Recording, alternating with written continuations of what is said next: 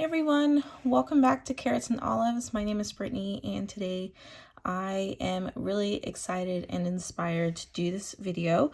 It is going to be pens I would repurchase. I tried to give myself some requirements. So before I get started, I do want to mention Chris Saenz and Maria, who have also created videos very similar to the one I'm creating today, but to each its own. It would be different from one person to the next, and I find that I found these videos really exciting to watch. So I hope that you guys will also enjoy this video. I did give myself some requirements. I didn't want to go over 20 pens, and luckily I didn't even get to 15, but yeah, I didn't want to do too much because then it kind of seems like that's my whole collection. And I was okay in choosing different styles. So I do have multiple pens of the same brand with different styles. So just keep that in mind. I guess you can count that as one together when it comes to the brand. And that's pretty much it. So let's get started. Some of them, if you've been watching my videos for a while and have been following me, you may have guessed the first few I'm going to talk about. So let me get into them right now. So first is my TWSBI Diamond 580. I would buy this TWSBI Diamond 580 over any of the TWSBIs. I actually do have a couple more of the Diamond 580 minis, and I just really like them. I use this one, especially this one, which is the extra fine, quite often, especially with drawing, and I just love it. It's so portable, it's easy to carry and write with for long periods of time and to draw with. And although I did have a mishap with the clip coming off and breaking off. The TWSBI customer service was really nice and did replace my cap for only $5, which I assume was just the shipping charge of sending it to me. So that was really nice. So I will just set that here. Next, of course, I have to talk about my Sailors. Sailors are one of my favorite brands and have been for a while, and I've accumulated, I know for sure Sailor is the brand I have the most fountain pens of, and I love the colors. I love the writing feel because it's more to me it's more tactile and it writes more like a pencil. And then they have so many different nib options. It's just a lovely writer. None of my Sailors have ever been scratchy, honestly. Some of them seem to have like tines kind of a little bit off, but it wasn't anything that I needed to send to a nibsmith. So they all write really well. And I find that this was the first year I've purchased a Sailor Pro Gear, which are the more girthier and larger fountain pens of Sailor, and well, not the largest, but larger than the Pro Gear Slims, and I like them. They're 21 karat nibs, write really nice. They're a little bit more bouncy and not as stiff, although I don't mind stiff nibs, and they just look really fancy. I would say I am a big fan of the old nib style versus the new nib style that they're coming out with. But so I'm glad I have the collection I do, and I will continue to grow my Sailor collection. So next are a group, and it's the Platinum, and there are two models I want to talk about. I guess they're the same model, but I will say that there's a difference. So we have the Platinum 3776 Century, and this one is in the Chenonceau color. which is really classy and pretty with the gold trim.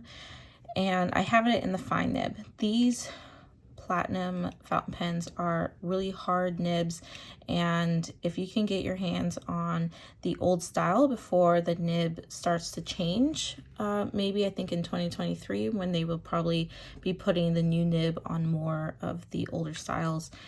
The nib is a little bit wider. Oops. And they just write so amazing. None of my platinum fountain pen nibs have done me wrong. They've always written well out of the box, and it's just a classy style. Personally, I do prefer like flat top fountain pens where they're flat on both of the finials, but I will always have room for a platinum 3776 Century. So the difference between these two is that this one is a celluloid version, and they have a couple of different colors, and I have two, including this one. I have the cherry blossom, and this is the tortoiseshell. I always forget the name of this one. It's really pretty. I wasn't sure if I would, when I first bought this was the first pen I bought in 2022, and I was hesitant because I didn't know if this was the color I really wanted. I do like the look of it in like videos and things, but I always kind of choose like the brighter colors and not as like muted, and definitely not a brown color. But this was like, I think one of my first brown pens in my collection. I don't really have many brown pens.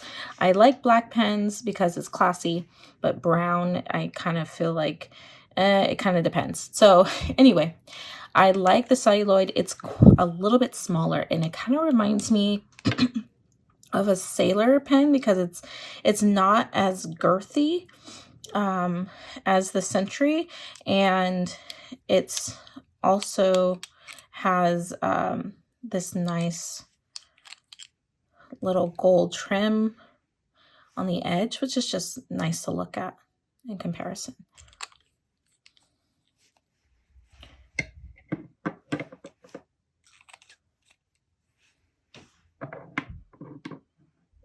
Okay. I haven't talked in a long time, for long periods of time in a while.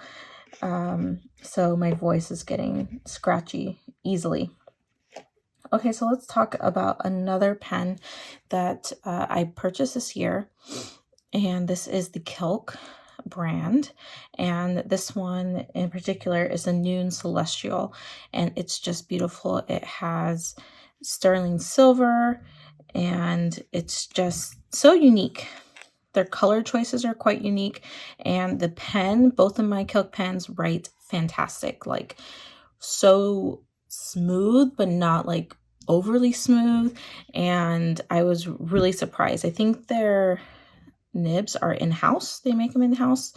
Don't quote me on that, but the style is so pretty and it's quite comfortable. The grip is quite large enough to where it doesn't feel like it's too tight, and it's thick enough to where I don't feel like my fingers are cramping.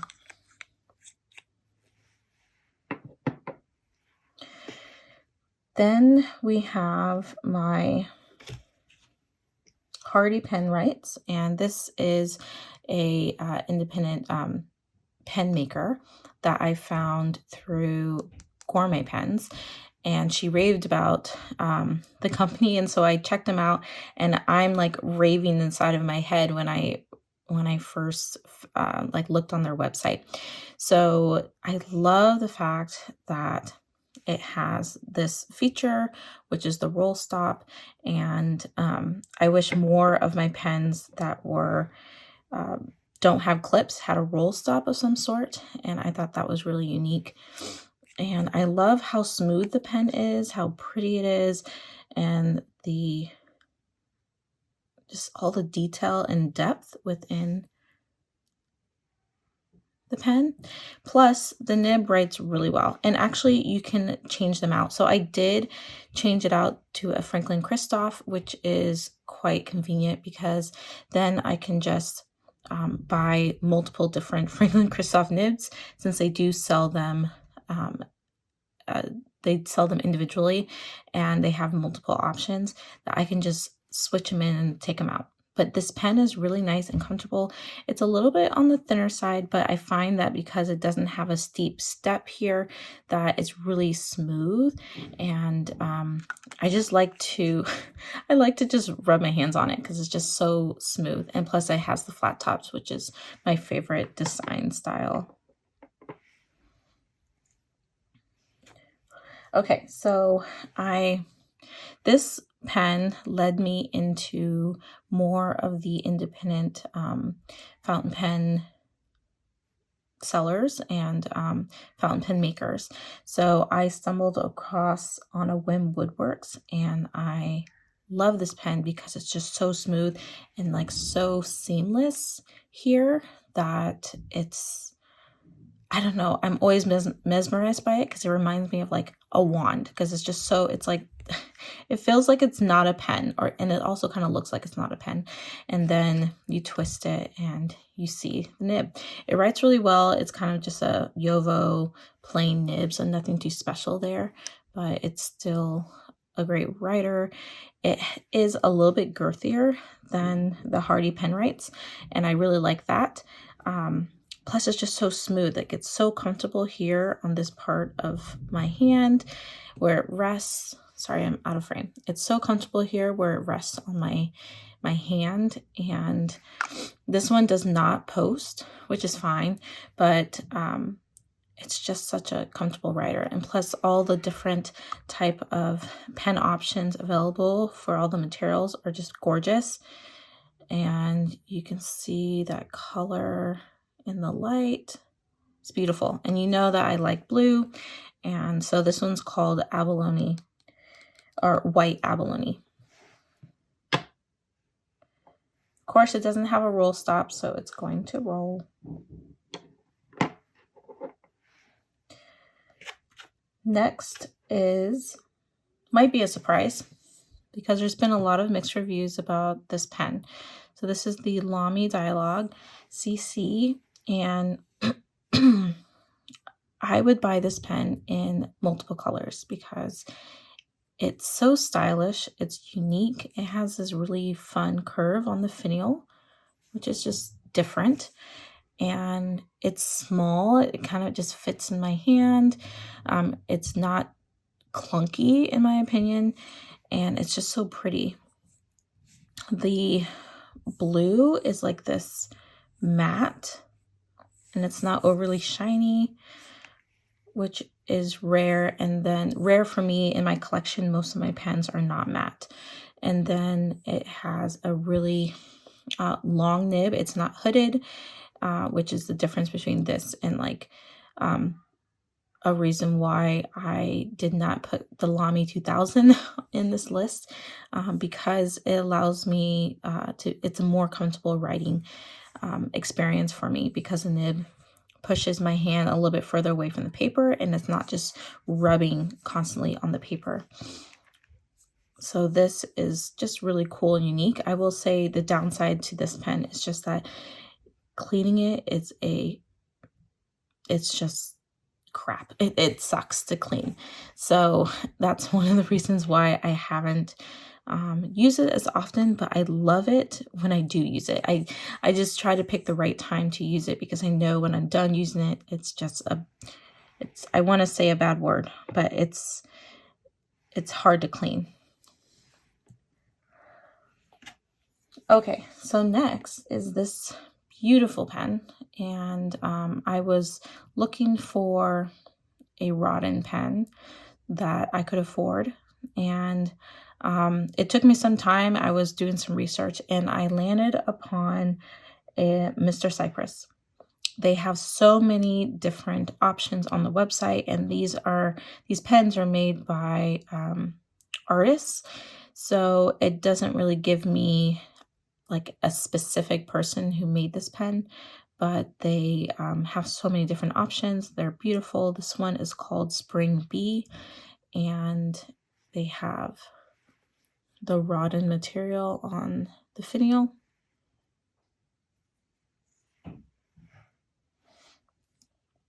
and it's almost hidden to find where the cap separates from the body of the pen. It's really smooth, and you get to pick the nib that you want them to put on here and the size. I decided to go with a Bach, so I can replace this with other Bach nibs if I wanted to. And yeah, it's pretty straightforward, but it's more of like a piece of art. And my first Rodin fountain pen.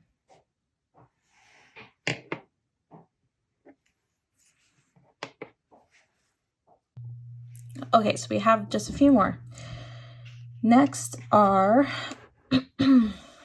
another group of pens, which are my Leonardos.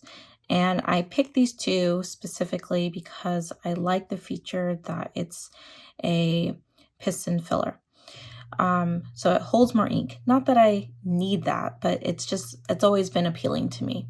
So this one is the Leonardo Supernova, and it's the primary manipulation. They call it the RT4, and I love the accents. I love the belly band. It's just so pretty. It reminds me of like Egypt for some reason. I don't know why, but I like the way it looks. It's kind of exotic looking to me, and it's very appealing. They're very comfortable, and you can see that the sizes are quite different. This one has a little bit more weight to it, but it's not really that heavy, to be honest.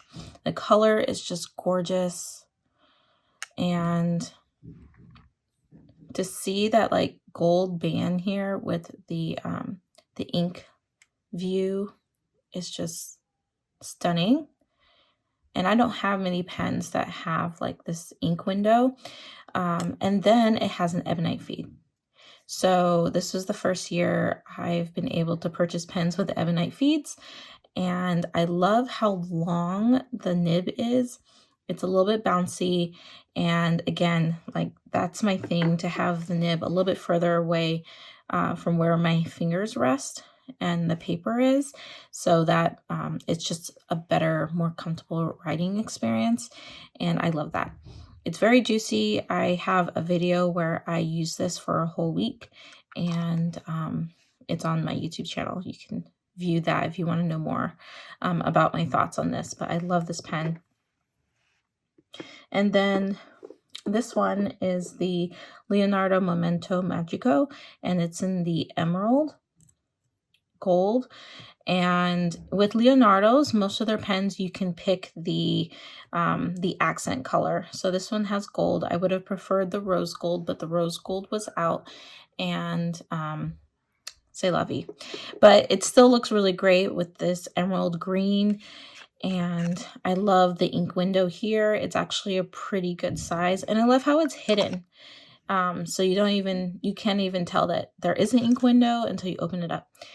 And Leonardo's write really well. So this one's a fine. This one is also, I think this one's also a fine. My Supernova.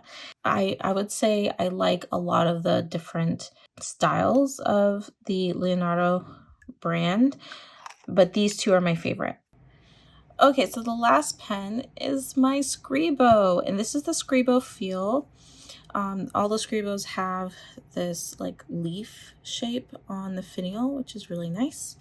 And this pen is also a vacuum, not a vacuum filler, a piston filler. So it has a lot of space for ink. It is just a beautiful color. This color is quite unique. I haven't seen this color in many pens. It's like a blue gray, and I have ruthenium trim, and it's just I think it's a nice classy look. And then the shape is so pretty. And the funny thing is that at first I thought it was kind of ugly. And then when I decided to get one, I like quickly fell in love with it because it's so smooth and it's well made. It reminds me of like a bow. And it's just really, it's really gorgeous.